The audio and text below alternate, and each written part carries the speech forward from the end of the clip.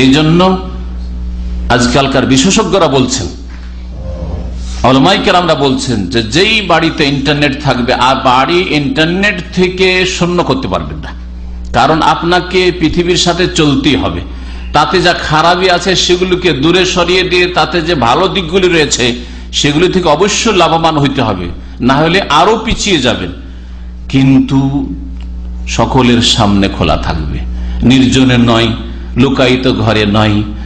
বাচ্চাদের ঘরে থাকলেও আপনাকে একটু খোঁজ খবর রাখতে হবে, যে এমন তো নয় যে ছেলে তো মনে হচ্ছে খুব ভালো, মেয়ে তো মনে হচ্ছে খুব ভালো, আমাদের সামনে তো ইন্টারনেটে ঢুকেও না, আর ঢুকলে ওই 10 মিনিট আধা ঘন্টায় ঢুকলো। ইন্টারনেট নিশা নেই, আজকাল আর একটা পরিভাষা এসছে ইন্টারনেট নিশা, ঘন্টার পর ঘন্টা, দিনের পর দিন, বেলাকে বেলা চলে যাচ্ছে, সারা রাত কেটে যাচ্ছে, ফজর হয়ে যাচ্ছে, যেমন ফজর আজান তার আগে শুয়ে গেল।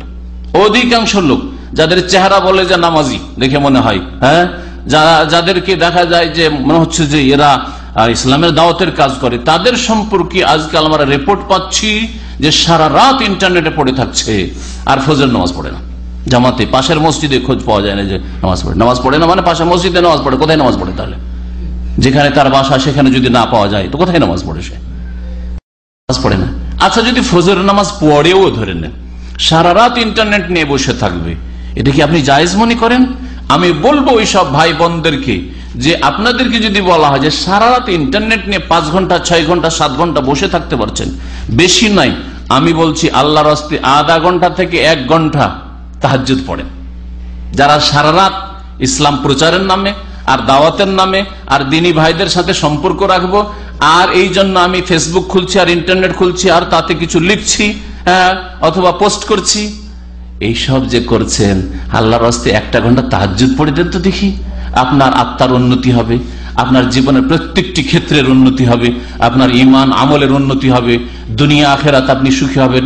আল্লাহর সাথে আপনার একটা নির্জনতায় সম্পর্ক হবে, যে সম্পর্ক দুনিয়ার কোন শাসকের সাথে যদি একা নির্জনে সম্পর্ক করতে পারি, যদি পার্সোনাল সাক্ষাৎ করতে পারি, তা আমরা মনে করবো যে ধন্য হয়ে গেছি। আরে বাপরে বাপ, অমুক মন্ত্রীর সাথে আমি একা সাক্ষাৎ করতে পেরেছি, লোকের সামনে নাই, মন খুলে কথা বলতে পেরেছি।